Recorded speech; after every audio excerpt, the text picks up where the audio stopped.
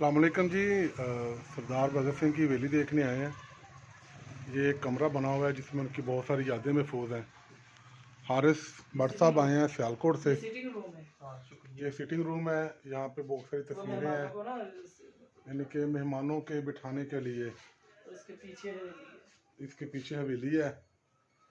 अरफान साहब, इनकी मेहरबानी, ये हमारे मेज़बान हैं। सोच तो रहे होंगे किनको बुला लिया, जान ही छोड़। टीचर हूँ और स्कूल भी है इधर, प्राइमरी स्कूल, जहाँ पे वो क्या करते हैं, उन्होंने अपनी प्राइमरी तालीम हासिल की। हाँ जी। और ये है जी सरदार भगत सिंह, उसकी तस्वीर पढ़ी हुई है, कुछ किताबें वगैरह। तो आज हम देखने के लिए आए हैं जी। बंगे गांव है सरदार भगत सिंह का, जहाँ ये पैदा हुए थे। अस्सलाम वालेकुम जी। सरदार भगत सिंह उन्होंने की हवेली से आए हैं। तहसील जड़ावाला, जिला लायलपुर, हुण फैसलाबाद कहते हैं। बंगे बंगे गांव है। आ देखो जी,